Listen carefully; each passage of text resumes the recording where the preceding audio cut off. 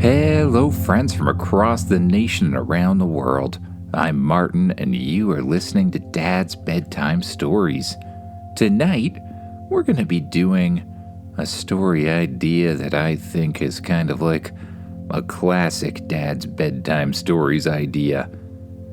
Zelda, one of my sponsors on Patreon, wrote in and was hoping I could do a story about an ice world where there are ice people and a fire dragon that comes and tries to destroy everything. And I think that's a perfect idea. So we're going to get right into it. If you like the podcast, don't forget to rate it and review it wherever it is you're listening, if you haven't already done that. And thank you very much to the people who already have. If you want ad-free episodes, you can join us on Patreon for as little as $1 per month, less than $12 a year if you do it all at once too. Or you can just listen to the version that does have ads, and that supports the podcast as well. I never put them during the story or after anyways. Time to get as comfy as you can in that bed, close your eyes, and imagine yourself doing what the kid in the story does. You wake up on your spaceship. Alert, alert, Spaceship says. What is it? I have discovered a very interesting planet. What's so interesting about it, you ask?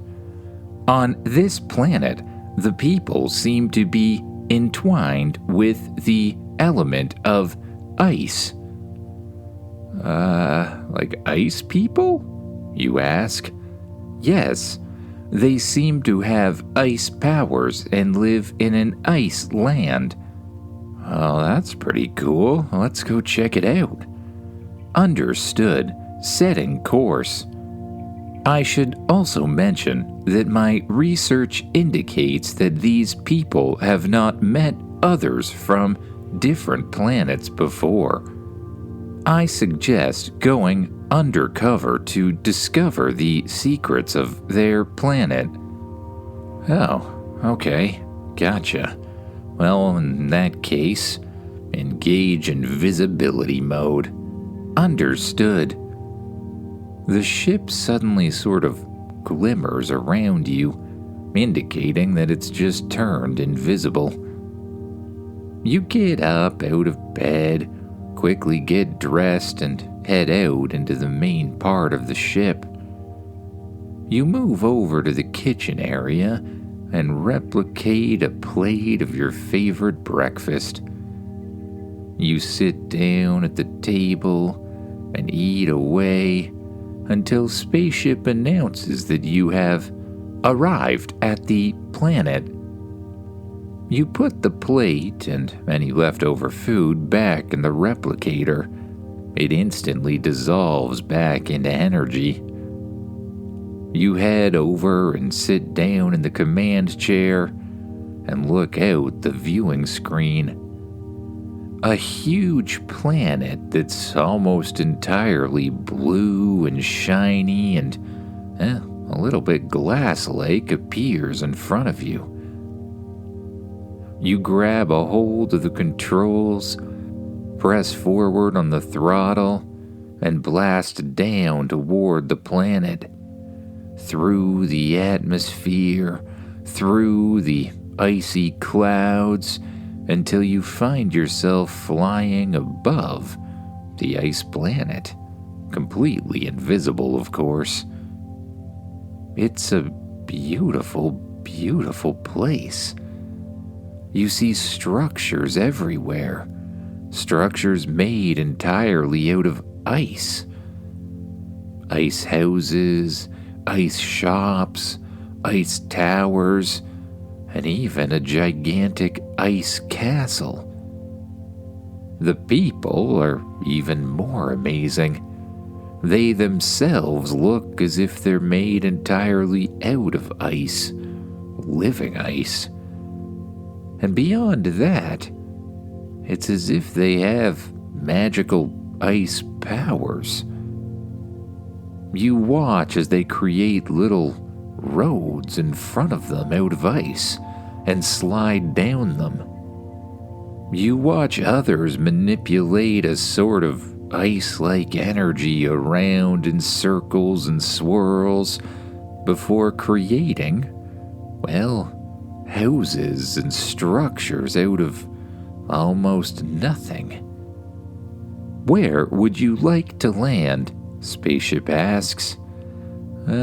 Maybe in a little space over there, between the castle and what looks like a shopping center? Understood.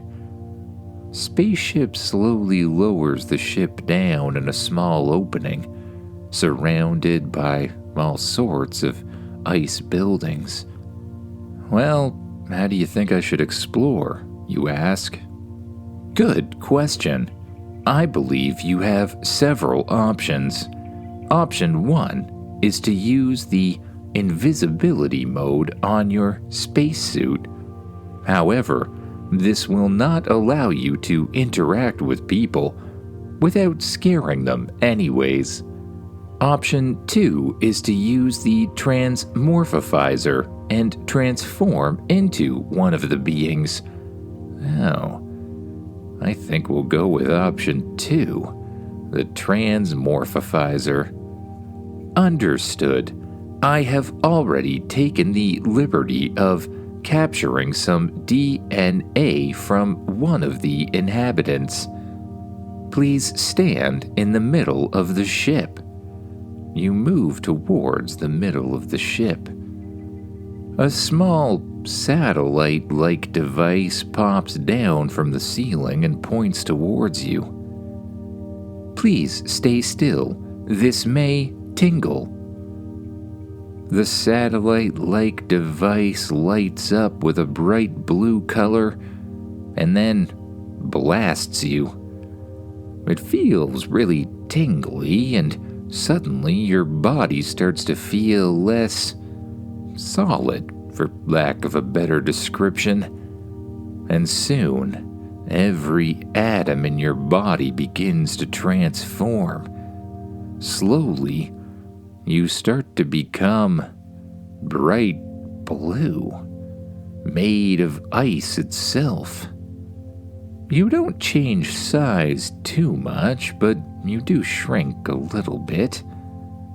When you look down at yourself, all you can see are legs made out of ice and arms made out of ice. Somehow you can still move around. You feel something else too. A connection to something you didn't have before. You can tell that it's the element of ice. As if to test your new instincts, you immediately focus on your hand, and you imagine a large ice sword appearing. A blue sort of energy glows throughout your palm and spreads up into the air, creating a large ice blade. Cool. You swing it around a few times and then allow it to dissipate back into, well, nothingness. Are you ready to explore? Spaceship asks. I think so, you say. The back hatch opens up and you step outside. You look behind you and the hatch closes, leaving, well, absolutely nothing there. Or at least nothing you can currently see. You look around you and you see the ice people moving from place to place. It seems that they don't tend to walk anywhere. They sort of slide. They slide across the ice, not quite like skating, more like surfing. And when there is no ice in front of them and where they want to go, they just create it. You decide to give it a shot. You spread your legs apart as if you're in a sort of surfing position, and you imagine your feet just sort of sliding along the ice. You blast forward at an incredible speed.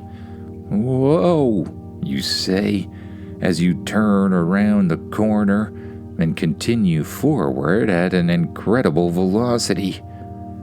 In front of you is a house made of ice, one that looks like you're about to crash into it. Instinctively, you sort of shift the ground in front of you. You create a new bridge of ice that shoots up over the house, and you slide right up it. Cool. Using your mind, you twist the slide or bridge around in a spiral, allowing you to spin higher and higher up and get a better view for everything around you. You stop and look around. In every direction, you see a city of ice. Ice houses, the ice castle off to the left, and all sorts of ice kids playing around on the ice. It almost looks like they're playing in a skate park, sliding around, doing jumps and tricks. That looks like fun, you think. You blast down towards it, creating a little bridge in front of you. And then you stop suddenly as you approach the little ice skate park or whatever it is. You watch as the ice kids skate back and forth inside the little skate park-like thing. It looks almost like a pool. They slide down the sides, up the other end, and perform tricks, spins and flips and that sort of thing. Do you guys mind if I try?" you ask. One of the ice kids looks over towards you. Of course not. You can join us. Is this your first time at the ice park?" the kid asks. Yeah. My parents like me to be safe and stuff, so they don't normally let me come." "Oh, that makes sense. Parents. Well, just follow me. Try to do what I do. The key is to keep your balance." The kid slides down one side of the ice pool, shoots up the other side, and just spins around so he's facing the other direction again. Then he glides back down. His feet slide gracefully against the ice, and he pops up beside you. "Your turn," he says. "Just move with the ice. It's honestly easy." Okay. You look over the edge, close your eyes, take a deep breath, and then you let yourself go over. You slide down the ice. It connects with your feet as it did before. You use it to blast yourself forward, up the other end, and into the air. You wave your hands around in circles as you shoot up higher and higher and attempt to turn yourself around. You barely get yourself to turn in time before you land on the ice once again, slide straight down and back towards the other kid. You shoot up the other end, push yourself forward, and land on the edge of the ice. "Oh, that was pretty good for a first time," the kid says. "Let's see what else you can do. Follow me." You follow the ice kid as he slides around the ice skate park. You follow him off jumps, over little humps, and around spiral-like corners. Then he heads straight towards what looks like a loop-de-loop. "For this one, just be sure you keep your momentum." He blasts forward faster on the ice, moves up the loop, and all the way around it.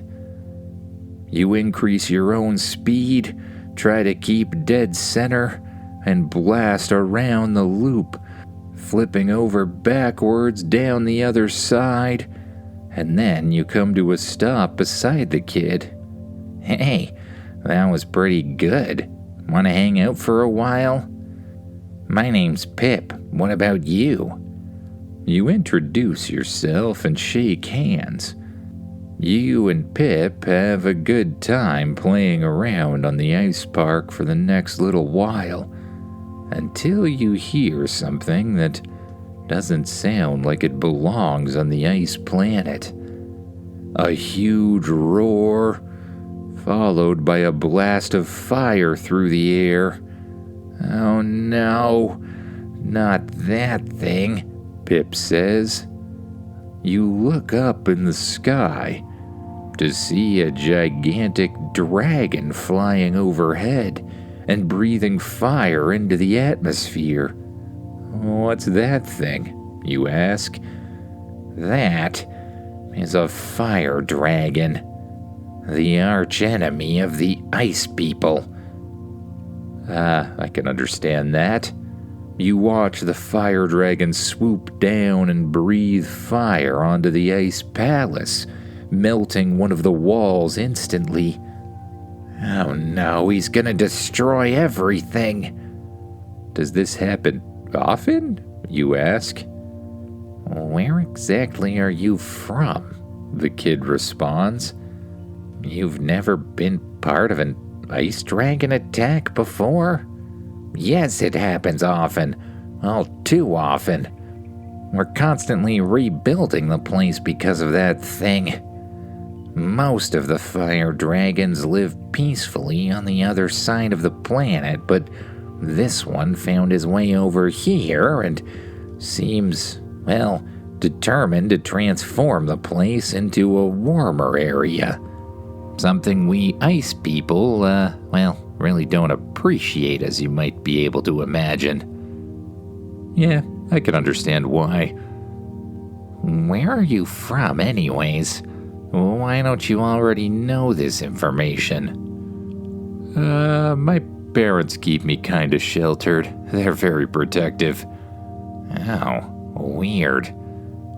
So what do you guys do to fend off against the dragon? You ask as you watch the dragon swoop down and breathe a huge plume of fire onto a row of buildings. The ice people skate away quickly as the buildings instantly melt into puddles of water. Well, we mostly try to avoid it. We're afraid that fighting back might lead to something worse. I see. You hear your watch beep. Just a second, I have to go check something, you say. You slide away from Pip and look down at your watch. What is it? You ask. I am detecting an anomaly. It seems that the city is currently being attacked by a large dragon. Yep, I kinda noticed. Oh, good. I suggest returning to the ship. I can't just leave these people to fend for themselves. This thing's melting everything, you say as you watch the dragon swoop back down and melt another row of houses as the ice people flee. What do you suggest? Well, I think we'll figure that out as we go, you say. But it might be a good idea if you kind of meet me in the air. Stay invisible, but be ready to help. Understood, Spaceship says. You look up towards the ice dragon as it flies overhead. All right, Pip. It was nice to meet you, but I think I have an ice dragon to, redirect. Oh, what do you mean? Instead of answering, you simply blast forward on the ice. You create an ice bridge in front of yourself and shoot up toward the sky, looping around in circles, spiraling higher, and then heading directly for the dragon. The dragon looks behind itself and breathes some fire. You turn to the left and loop back around towards the thing. "What is your plan?" Spaceship asks. Again, I'm not entirely sure. You press the button on your watch, causing your spacesuit to fold around your ice body. Then you jump into the air, engage your flight mode, and blast straight towards the dragon. The dragon breathes another plume of fire, which you easily dodge, rolling to the left and landing on the back of the dragon's neck. The dragon roars and starts to turn around in circles. But you do your best to stay on the thing. You grab onto a couple horns sticking out of its back and try to pull it in the other direction.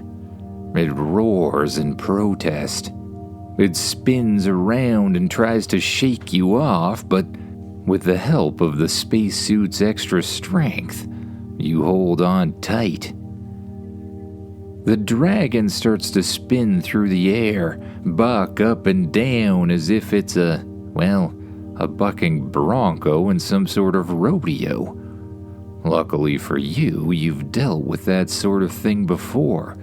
You hold on for dear life, and by no means do you let the thing throw you off. It flaps around in circles, jumps up and down, but you continue to hold on. Luckily, you've landed on a part of its neck where it can't quite turn around and, breathe fire at you, without hitting itself in the back anyways. Eventually, the dragon flies over to the top of an ice mountain, lands on the ground, and jumps onto its side, causing you to finally fly off, skid across the ground, and look at the thing. It turns toward you. It takes in a deep breath and unleashes a plume of fire. You hold your arm up in front, and an energy shield sort of instinctively appears between you and the dragon. The fire blasts straight past you. You then reach out with your ice powers. A blue energy shoots up from the ground, surrounds one of the dragon's legs, and solidifies into ice. The dragon roars, and you continue. You blast another plume of ice at its other leg, and then you capture both of its wings with ice as well. You wrap another little column of ice around the top of its neck and pull it down towards the ground. It blasts out a breath of fire, which you once again block with an energy shield, and then it speaks. "Let me go," the fire dragon says. "Wait a second, you can talk?" "Yes," the dragon answers. "Then why are you destroying this place?" you ask.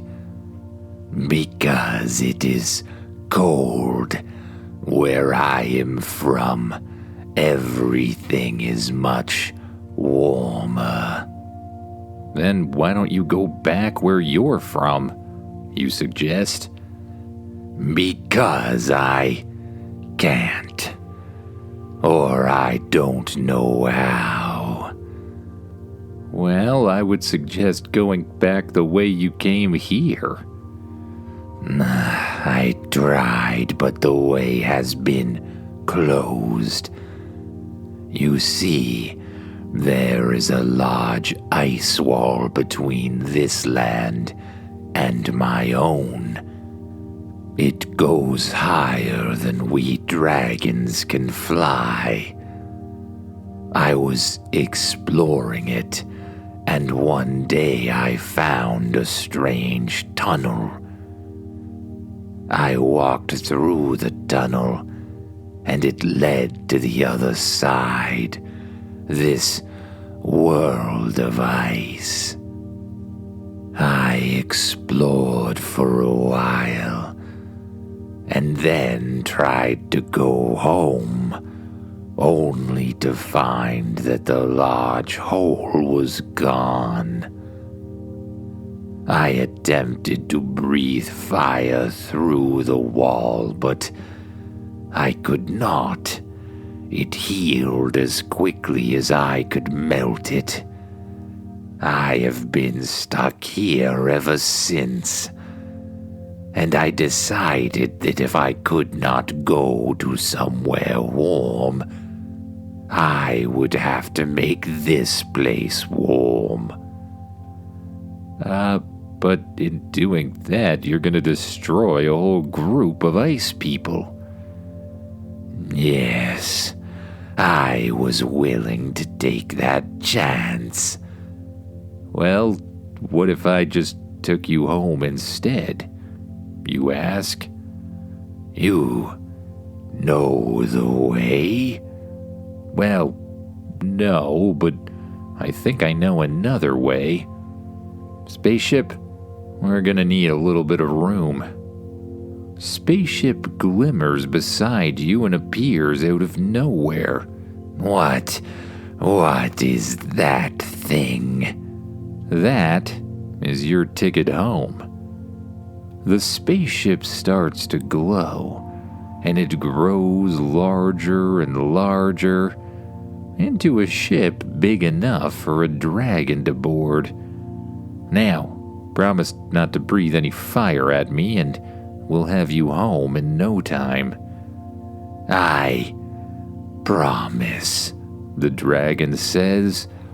You reach out with your ice instincts and, well, you immediately melt the ice surrounding the dragon's legs and the dragon's neck. The dragon stands back up. Follow me, you say, sliding across the ice over towards the ship. A much larger hatch and ramp open up behind the thing, and you lead the dragon aboard. Spaceship has created a gigantic cargo area at the back of the ship, one big enough for the dragon. With heavy footsteps, the dragon climbs aboard. The back hatch closes, and you look at the thing. All right, Spaceship. I'm told there's like a fire zone on this planet as well, and I think we need to go there, over top of some gigantic ice wall, I guess? Yes, I see what you are talking about. Part of this planet is tidally locked with the sun, creating a zone of intense heat. And you are correct. There is a gigantic ice wall that seems to separate this zone from the rest of the planet. Very interesting. I am surprised I did not notice this before. The ship lifts up into the air. It quickly blasts up into space and back down on the sun side of the planet, a side of the planet that somehow always faces the sun. You look out one of the windows, and instead of seeing ice, all you see is lava and fire and, well, fire dragons. The dragon looks out the window as well.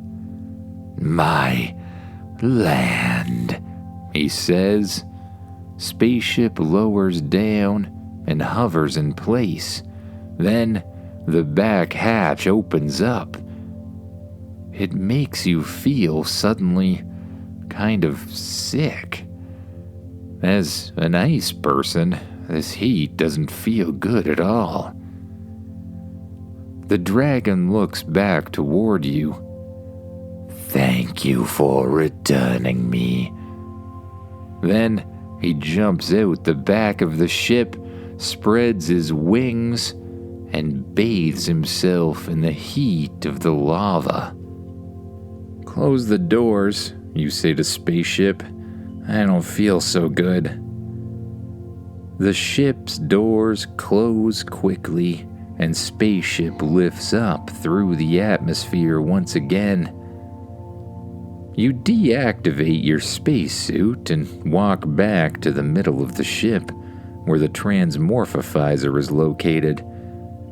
I think it's time I became human again, you say. Understood. The satellite-like device pops down out of the ceiling and points towards you once again. The same blue light blasts into you, and your body begins to tingle. You feel less solid, and your skin starts to change. You grow slightly, and before long, you find yourself a human once again. A very tired human. Now, I don't know if it was the heat or, taking on a dragon, but I'm tired. Understood. You head towards your bedroom on the ship. The door opens automatically. You head straight for your bed, climb inside, and pull the covers up to your chin. Spaceship dims the lights. You close your eyes, and with each breath, you allow yourself to sink down deeper and deeper into the mattress. The more you breathe, the deeper you sink, and the deeper you sink, the better you feel, until slowly your mind wanders off to thoughts of new dreams and new adventures to come. Good night, everyone.